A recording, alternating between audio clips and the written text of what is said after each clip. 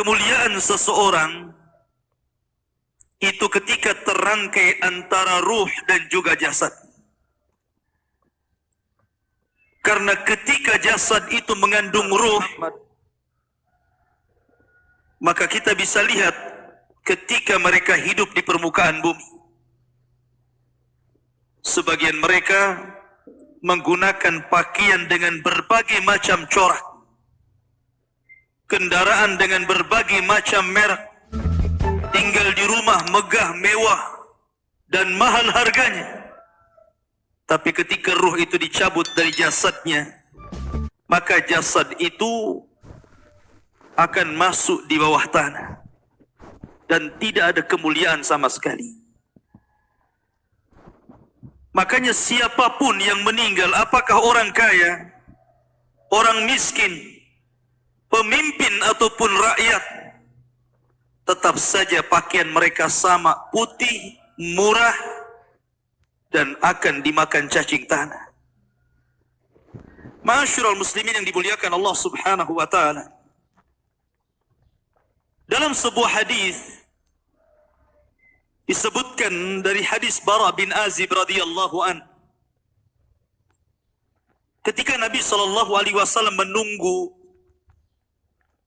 di mana sebagian para sahabat sedang menggali kuburan dan sedang dibuatkan lahat. Disitulah Nabi sallallahu alaihi wasallam memberikan ceramah kepada para sahabat sambil menunggu kuburan itu digali. Kemudian Nabi sallallahu alaihi wasallam bercerita tentang bagaimana ruhnya seorang mukmin dan ruhnya seorang kafir apabila dicabut Allah Subhanahu wa taala lewat malakul maut. Kata Nabi sallallahu alaihi wasallam,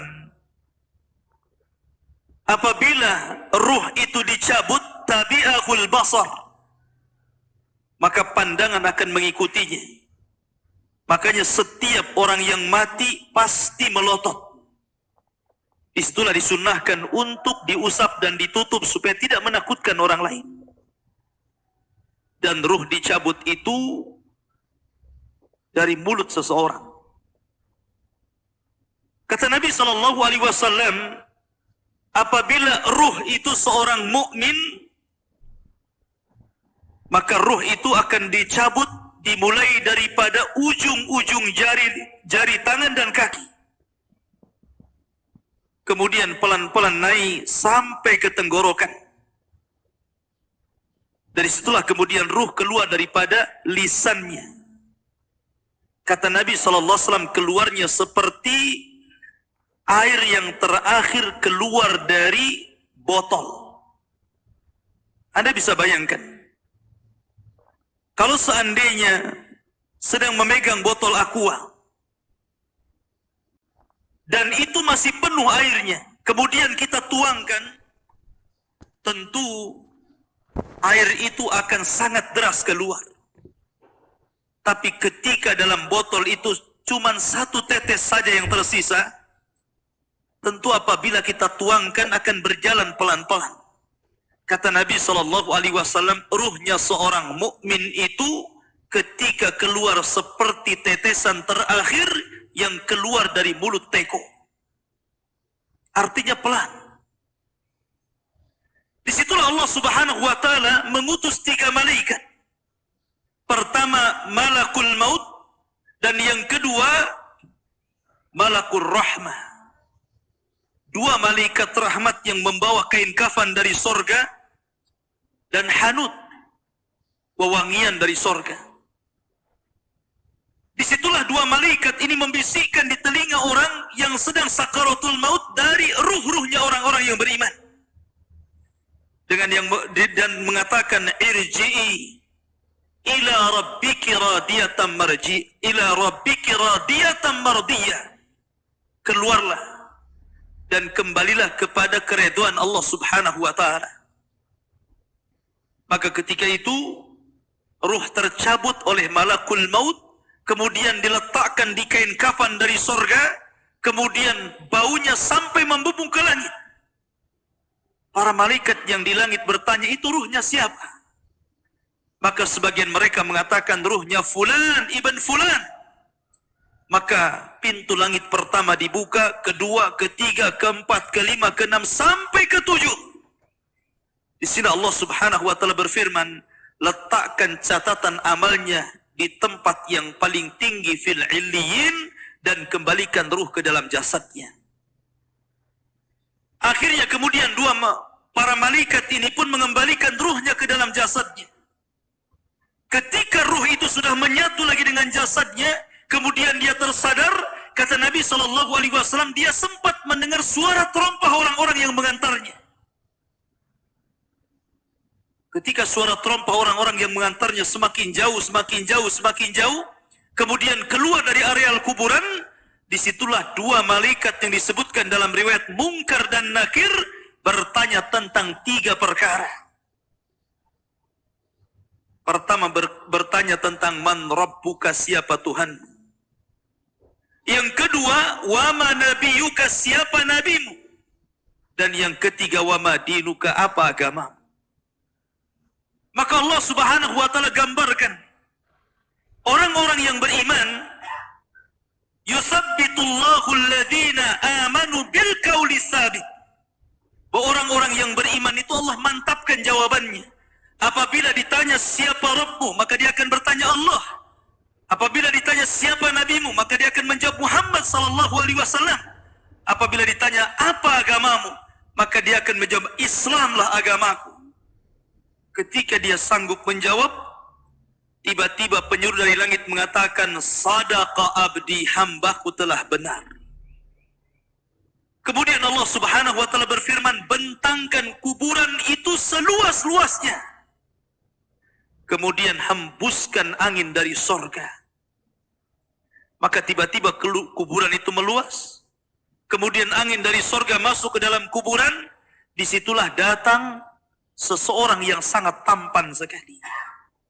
Yang sangat indah sekali. Yang sangat luar biasa tutur katanya. Tiba-tiba datang kemudian mengajak bicara, ngobrol. Tanpa terasa kemudian kiamat sudah dibangkitkan. Maka orang ini bertanya, siapa kamu? Kenapa kamu asik sekali berbicara dan ngobrol dengan saya? Maka orang ini mengatakan, ana amaluka saleh. Sayalah amal soleh. Sayalah solatmu. Sayalah puasamu. Sayalah kiraatul Qur'anmu. Sayalah birrul walidainmu. Sayalah zikirmu. Dan begitu seterusnya. Maka ketika itu dia berdoa kepada Allah Azza wa Jal. Ya Rab, aqimis sa'ah. Ya Rab, segerakan bangkitkan kiamat agar aku bisa kembali kepada harta dan keluargaku. Ini gambaran ruhnya seorang mukmin.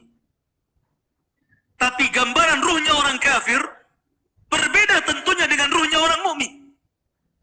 Kata Nabi SAW, ruhnya orang kafir itu dicabut seperti seseorang menancapkan pisau seperti cerulit ke dalam kambing wol. Kemudian bulunya disiram oleh air. Ketika pisau yang berbentuk bengkok itu dimasukkan ke dalam bulu wol yang sangat tebal, kemudian bulu itu disiram air, kemudian dipaksa dicabut, maka tentu akan merontokkan seluruh bulu-bulunya. Begitulah gambaran Nabi SAW. Ruhnya orang kafir apalagi dicabut seperti itu. Akan merasakan sakit yang luar biasa. Disitulah kemudian diutus 3 malaikat. 1 malaikat maut dan 2 malaikat azab. Malaikat azab ini terus membentak-bentak ruh yang akan keluar itu. Dengan mengatakan, ukhruji ila sakhatim minallahi wa ghadabi. Keluar engkau kepada kemarahan Allah Subhanahu wa taala dan kemurkaannya. Dari situlah ruh tidak mau keluar. Tapi tetap saja oleh malaikat maut dipaksa keluar sehingga dia merasakan sakarat, merasakan rasa sakit yang luar biasa. Maka setelah ruh itu dipaksa keluar, langsung kemudian malaikat azab memasakkan kain kapan dari neraka dengan bau busuk yang luar biasa sehingga satu pun malaikat yang di langit tidak berani mendekatinya. Akhirnya ketika ruh sudah masuk ke dalam kain kafan berbau busuk itu, Malaikat hanya bisa saling melempar satu dengan yang lainnya. Tidak ada yang berani mendekat.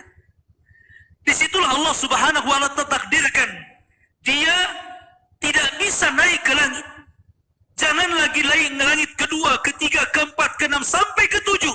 Langit pertama pun tidak dibukakan pintunya. Dan itulah isyarat Al-Quran. La tufattahu lahum abwabus sama. Wa la yadkhuluna al-jannah hatta yalijal jamalu fi sammil khiyar. Bahwa pintu langit tidak dibukakan kepada mereka. Kalaupun dibukakan kepada mereka, mustahil. Dan mereka tidak akan masuk ke dalam sorga sampai ada cerita unta masuk ke liang jarum, kata Allah. Lihat, bagaimana tersiksanya ruhnya orang kafir ini. Ruhnya orang munafik. Maka ruh itu kemudian dijatuhkan dari langit, kemudian masuk lagi ke dalam jasadnya dengan kondisi sudah patah, kesakitan, ibarat Anda jatuh dari ketinggian. Disitulah tiba-tiba ketika sadar, dua malaikat Munkar dan Nakir sudah membentaknya. Man rabbuka, siapa Rabbmu? Dia hanya mengatakan, ha la adri, aqulu kama qala an-nas wa fa'altu kama fa'ala an-nas. Aku tidak tahu, aku tidak tahu. Aku hanya mengatakan apa yang dikatakan manusia, dan aku hanya berbuat apa yang aku lihat manusia berbuat. Hanya taklid, ikut-ikutan. Maka dia pun dipukul setiap salah menjawab dengan gada malaikat yang kalau diletakkan di gunung Uhud, hancur gunung Uhud itu, kata Nabi SAW. Kemudian ditanya tentang siapa nabinya, tidak bisa menjawab.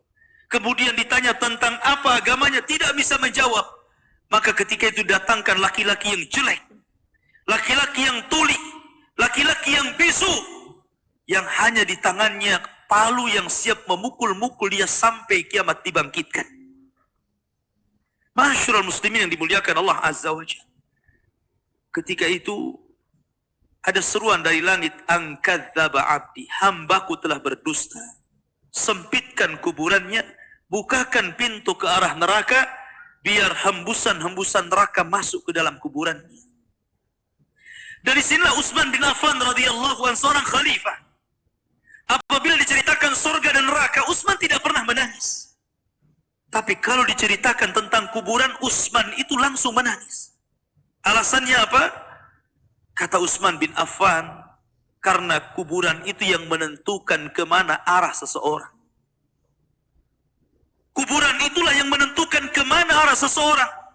Apakah dia masuk ke dalam ashabun nar ataukah ashabul jannah.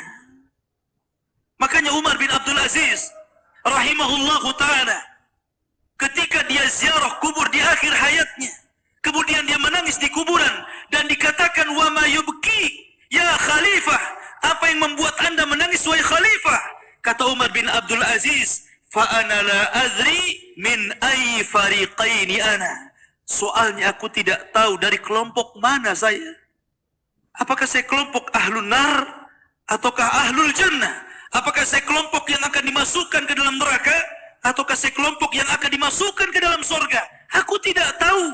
Dari situlah dia menangis dan menangis orang-orang di sekitarnya. Ma'asyiral muslimin yang dimuliakan Allah Subhanahu wa taala. Oleh karena itulah ada satu tugas untuk mengingatkan kita kepada fitnah kubur yang berujung kepada azab kubur ataupun nikmat kubur.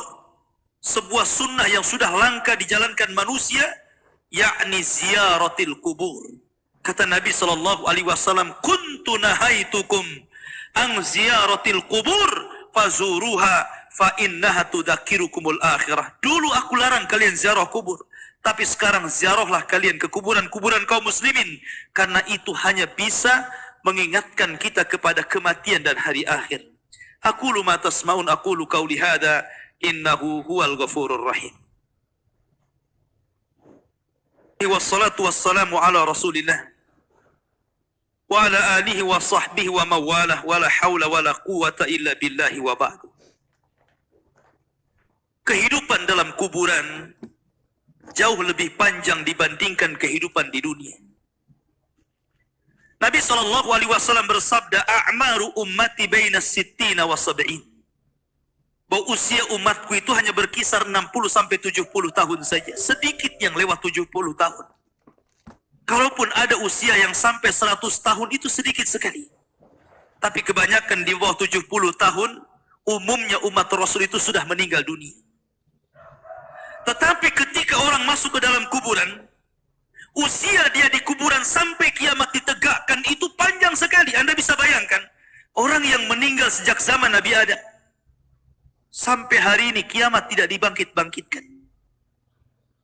Orang yang meninggal di zaman Rasul, sudah 1440 Hijriah, itu dari hitungan hijrah Nabi SAW. Sampai hari ini pun belum dikiamat-kiamatkan. Menunjukkan bahwa kehidupan kuburan jauh lebih panjang dibandingkan kehidupan dunia. Dari sinilah maka wajar seorang mukmin harus takut. Takut dengan kehidupan kuburan. Ma'asyiral muslimin yang dimuliakan Allah Azza wa Jalla. Tetapi para ulama mengatakan, apakah orang yang mendapatkan azab kubur itu munqati atau mustamir? Terus menerus ataukah terputus? Kata para ulama, azab kubur itu hanya terputus dengan tiupan sangkakala Israfil. Maka ketika alamat-alamat kiamat besar, munculnya Dajjal. Kemudian Dajjal dibunuh oleh Isa bin Maryam. Kemudian setelah itu muncul Ya'juj dan Ma'juj. Ya'juj dan Ma'juj tidak bisa diperangi dan dibunuh, kecuali diazab oleh Allah Subhanahu wa ta'ala dengan dikirimkan ulat-ulat, itulah yang membunuh mereka. Kemudian Nabi Isa bersabda, berdoa kepada Allah agar bumi dibersihkan dari mereka. Karena jumlah mereka banyak, 1:990 dari mereka dan 1 dari kita. Sehingga setiap dijengkal bangkai mereka, ada bangkai di sampingnya dan begitu seterusnya. Seolah-olah bumi itu hanya penuh dengan bangkai Ya'juj dan Ma'juj. Sehingga Allah kirim burung-burung sebesar unta, kemudian dilempar entah kemana. Baru setelah itu Isa hidup beberapa tahun, disitulah kehidupan yang paling indah. Karena bumi dimunculkan barakahnya. Sampai-sampai orang yang menanam sesuatu di tanah kering pun tumbuh dan subur.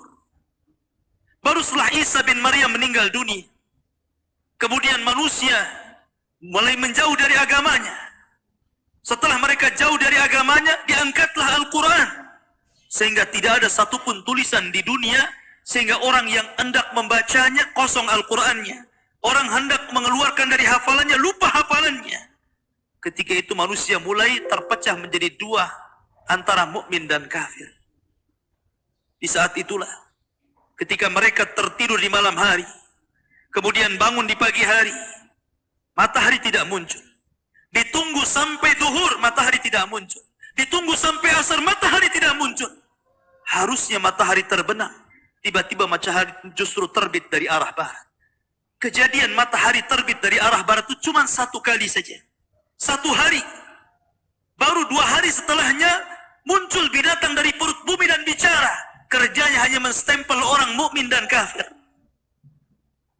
Maka ketika itu Allah Subhanahu wa ta'ala mengirim angin yang sangat dingin, membunuh orang-orang yang beriman dan membiarkan orang-orang fasik dan munafik. Membiarkan orang-orang munafik dan orang-orang kafir, sehingga orang tidak malu maksiat di tengah jalan. Disitulah Allah Subhanahu wa ta'ala kirimkan api berasal dari Aden Yaman. Api ini tidak membakar manusia, tetapi menggiring sampai ke negeri Syam. Disinilah Nabi SAW bersabda, la taqumu sa'ah illa ala syiraril khalqi. Tidak mungkin tegak hari kiamat kecuali tegak di atas manusia yang paling buruk. Ketika itulah Nabi SAW menceritakan bahwa Allah Subhanahu wa ta'ala memerintahkan kepada Israfil untuk meniup sangkakala yang pertama. Disinilah adab kubur terputus. Karena ketika itu seluruh orang mati. Baik orang yang ada di atas bumi atau yang ada di bawah bumi. Baik kalangan jin, baik malaikat, kecuali makhluk-makhluk yang Allah kehendaki saja. Semua hancur. Dan Abu Hurairah radhiyallahu anhu menceritakan kehancuran bumi setelah tiupan sangkakala itu adalah 40. Bisa 40 hari, bisa 40 bulan, bisa 40 tahun. Yang jelas Allah hancurkan bumi ini. Allah luapkan lautan ke daratan. Allah jatuh-jatuhkan bintang. Allah hancur-hancurkan gunung sehingga seperti kapas yang dihempas angin. Itulah yang disebut dengan kehancuran alam atau hari kiamat. Baru setelah kemudian bumi tidak bulat lagi, tapi bumi terhampar. Allah ganti bumi yang kita pijak dengan bumi yang baru. Itulah yang disebut dengan padang mahsyar. Maka disitulah Allah Subhanahu wa ta'ala memerintahkan Israfil untuk meniup sangkakala kebangkitan. Yang kedua kalinya Israfil pun kemudian meniup sangkakala. Maka dari situlah manusia keluar dari perut bumi. Wa akhrajatil ardu asqalaha. Allah keluarkan beban-beban beratnya. Disitulah orang-orang yang beriman, ketika mereka muncul dari kuburan, maka mereka akan berkumpul dengan keluarganya. Allah mengatakan, alladzina amanu wattaba'athum dzurriyyatuhum biimanin alhaqna bihim dzurriyyatuhum. Orang-orang yang beriman, kemudian keimanan diikuti oleh keluarganya, oleh istrinya, oleh suaminya, oleh bapaknya, oleh anak-anaknya, oleh cucu-cucunya. Maka ketika mereka dibangkitkan dari kuburan, mereka langsung berkumpul menjadi satu keluarga. Dan itu sebuah ketenangan. Tapi orang-orang di luar daripada beriman, mereka keluar dari perut bumi seperti dua binatang. Pertama Allah contohkan dengan laron yang berterbangan. Anda bisa melihat laron apabila berjalan atau berterbang di atas lampu atau di sekitar lampu, lihat bagaimana cara terbangnya. Mereka akan saling tubruk dengan kawan-kawannya. Karena pada hari itu, anak lari dari orang tuanya, suami lari dari istrinya, orang tua lari dari anaknya. Terkadang mereka bertubruk satu dengan yang lainnya. Yang kedua seperti belalang kal jaradil muntashir. Pertama seperti laron dulu. Lari sana, lari sini, yang dari barat ke timur, yang dari timur ke barat, yang dari selatan ke utara, yang dari utara ke selatan. Mereka kacau. Sehingga mereka mengatakan, ya wailana, man ba'atsana min marqadina. Celaka, siapa yang membangunkan aku dari tidurku? Tapi orang-orang yang beriman hanya mengatakan, hadza ma wa'ada ar-rahman wa sadaqal mursalin. Inilah janji Allah kepada kalian dan benarlah ucapan para rasul. Baru setelah itu, dari padang mahsyar berteriak seorang yang Allah suruh untuk berteriak. Mulailah kemudian mereka teratur. Mereka terbang seperti belalang. Karena belalang itu kalau terbang maka akan teratur dengan koloninya. Maka mereka akan berjalan ke satu titik. Disitulah yang disebut dengan padang mahsyar. Mereka akan tinggal selama 50 tahun telanjang, kembali tidak dikhitan, tidak pakai sandal, matahari dekatkan 1 mil, keringat bercucuran. Tidak ada makan, tidak ada minum. Mereka berdiri 50 tahun. Sehingga akhirnya orang-orang saleh mereka berkumpul. Datang kepada Adam minta syafaat. Adam memberikan udzur, tidak sanggup memberikan syafaat. Kata Adam, datanglah kalian kepada Nuh, karena dia Rasul pertama dalam Islam. Rasul pertama setelah aku. Maka mereka pun kemudian datang kepada Nuh. Nuh pun memberikan udzur. Datanglah kalian kepada Ibrahim, karena dia Khalilur Rahman. Maka mereka datang kepada Ibrahim. Kata Ibrahim, aku tidak sanggup berikan syafaat. Datanglah kalian kepada Musa, karena dia Kalimur Rahman. Ketika mereka datang kepada Musa, kata Musa, datanglah kepada Isa. Isa pun memberikan udzur, tidak bisa. Seandainya kalian datang kepada Muhammad sallallahu alaihi wasallam itu lebih baik. Akhirnya mereka datang kepada Rasul. Rasul hanya mengatakan, analah, akan kucoba. Maka Nabi sallallahu alaihi wasallam menghadap Allah, kemudian sujud di bawah arsy, sampai akhirnya Allah datang dan mengatakan, irfa ra'saka ya Muhammad, sal tu'ta, wasma yusma, wakul yusma, washfa tushaffa. Wahai Muhammad, angkat kepalamu, bicaralah kau didengar. Bicaralah kau didengar, mintalah kau diberi, mintalah syafaat, aku akan kau berikan syafaat. Maka dari situlah Nabi sallallahu alaihi wasallam meminta 7 syafaat. Salah satunya, ya Allah, selamatkan orang-orang yang mengucapkan kalimat la ilaha illallah. Selamatkan orang yang mengucapkan kalimat la ilaha illallah. Walaupun mereka sudah gosong, sudah menjadi abu di neraka, tapi mereka tetap bisa keluar dari neraka dengan kalimat itu. Masyarul muslimin yang dimuliakan Allah, baru manusia kemudian berkelompok-kelompok ketika itu. Inilah yang disebut dengan al-iman bil yaumil akhir. Keimanan kita dengan hari akhir. Maka kita berdoa kepada Allah subhanahu wa ta'ala. Mudah-mudahan Allah subhanahu wa ta'ala menyelamatkan kita dari fitnah kubur. Oleh karena itulah maka ada amalan-amalan disebutkan para ulama. Salah satunya berdoa dalam sholat. Ketika tasyahud akhir, sebelum salam, kita disuruh untuk berdoa dan berlindung dari 4 perkara. Salah satunya dari fitnah kubur. Karena fitnah kubur inilah yang menentukan apakah Anda masuk adab kubur ataukah masuk nikmat kubur. Fitnah itu artinya pertanyaan 2 malaikat. Dan pertanyaan itu jawabannya bukan karena hafalan. Anda di dunia ditanya siapa Tuhan Anda, pasti Anda mengatakan Allah. Siapa Nabi Anda, pasti akan mengatakan Muhammad Nabi saya. Apa agama Anda, pasti menjawab Islam. Tapi jawaban di kuburan bukan hafalan. Tapi jawaban itu adalah amalan yang membimbing kita. Yang mampu menjawab itu amalannya. Solat kita yang mampu menjawab. Puasa kita, baca Quran kita, zakat kita, birrul walidain kita. Itulah yang akan menjawab. Karena hanya orang-orang yang beriman yang mantap jawabannya. Tapi orang munafik sekalipun sangat hafal di dunia, belum tentu dia sanggup mengucapkannya, sama seperti mengucapkan kalimat la ilaha illallah detik-detik sakaratul maut. Kita lihat. Mengucapkan kalimat la ilaha illallah itu mudah. Tapi bagi orang-orang yang sedang sakaratul maut, kalimat itu susah diucapkan. Walaupun hanya itu saja kalimat yang sanggup diucapkan oleh orang yang sedang sakaratul maut, tetapi belum tentu orang bisa mengucapkannya. Karena bukan hafalan. Yang mengucapkan kalimat itu bukan hafalan, tetapi amalan dia. Makanya para ulama mengatakan salah satu alamat husnul khatimah ketika dia bisa mengucapkan kalimat itu, karena Nabi SAW mencontohkannya. Ketika detik-detik sakaratul maut, Nabi SAW mengatakan la ilaha illallah wa innal mauta la sakarat. La ilaha illallah. Sesungguhnya kematian itu sangat menyakitkan. Kalau Nabi SAW saja sakit ketika meninggal, tentu di luar Nabi SAW lebih sakit lagi. Tapi ingat, sakitnya seorang yang beriman ketika roh dicabut, itu awal merontokkan dosa-dosanya.